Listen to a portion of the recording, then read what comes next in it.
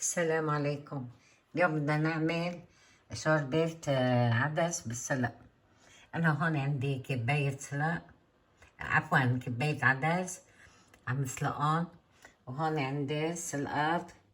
طبعا انتو الحجم والكمية حسب مناسبكم، حسب أفراد العيلة.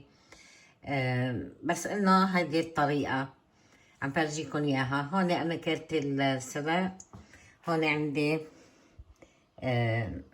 بهارات مشكلة، هون عندي فلفل أسود، ملح، كزبرة وتوم. هيدي آخر شي نعم التومات وبقليلها للشوربة بكزبرة وتوم. هيك أنا بشوفها أحسن وأطيب.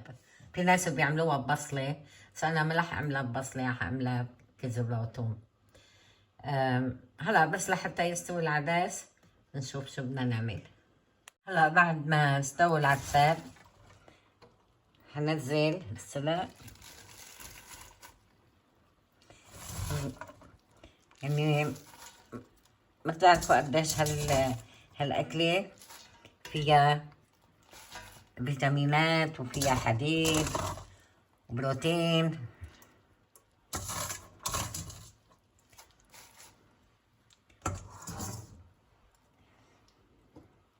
هلا رح انزل البهارات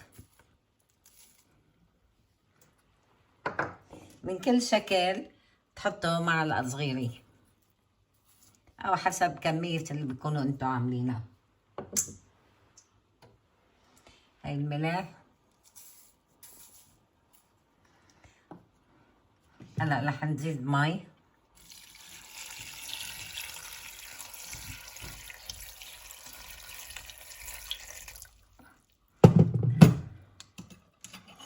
حركون شوي،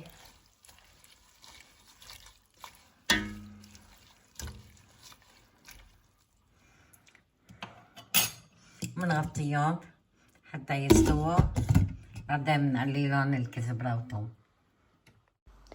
هلا حطيت التومات مشان بدي اقليهم.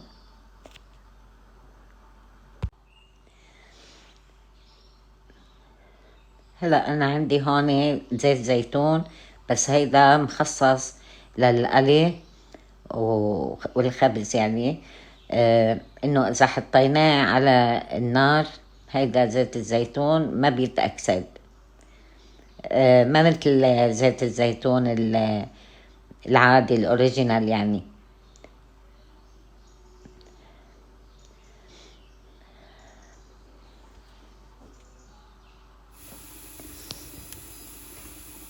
هلا بعد ما صارت الثوم لونه هيك على زهرة، بنضيف له الكزبرة،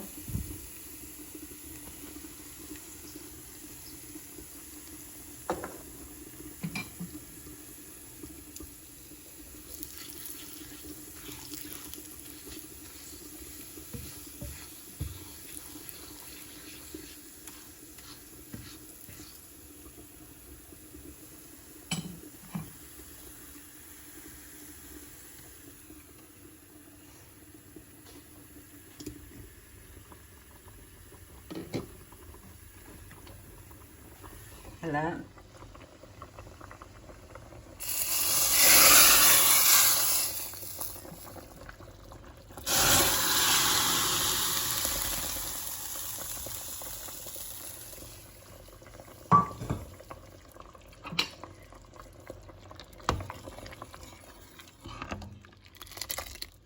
بنخليهم يغلوا مع الكزبرة والثوم شي 5 دقايق وبنطفي عليهم.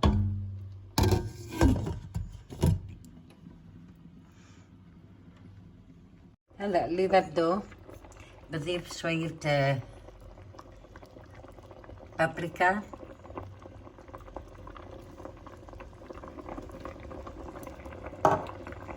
بابريكا حلوة.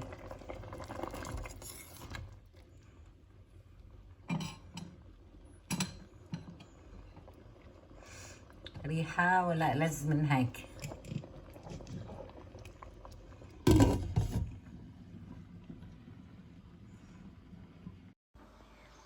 هلا الطبخة صارت جاهزة، بدنا نسكب.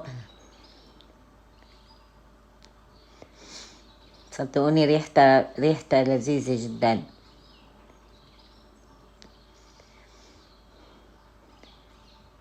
يعني إذا هذه أكلة بتدفي، خاصة هلا نحنا بأيام البرد.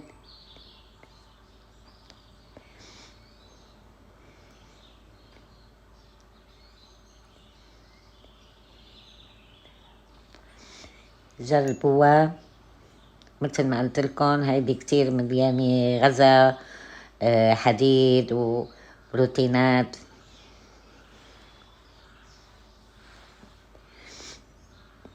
هلا بدنا نشوف نحاول ندوقها لأنها كتير سخنة نار.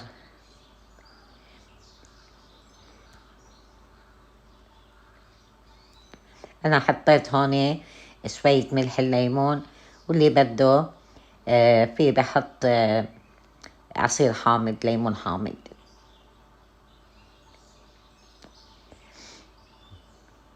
إذا عجبكم الفيديو أحبائي ما تنسوا الاشتراك وتفعيل الجرس على الكل، وعمل لايك، مهم كتير. اللايك بيدعم القناة. شكرا كتير على لطفكم.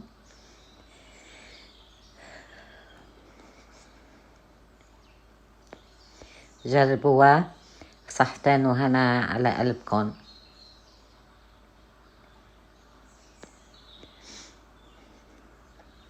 بتمنى تكتبوا تعليق لحتى أشوف شو رأيكم بهيدي الشوربة.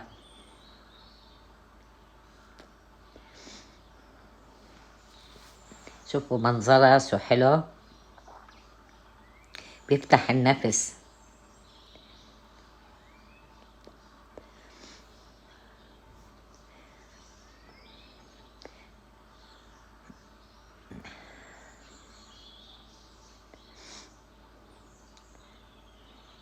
مع السلامة.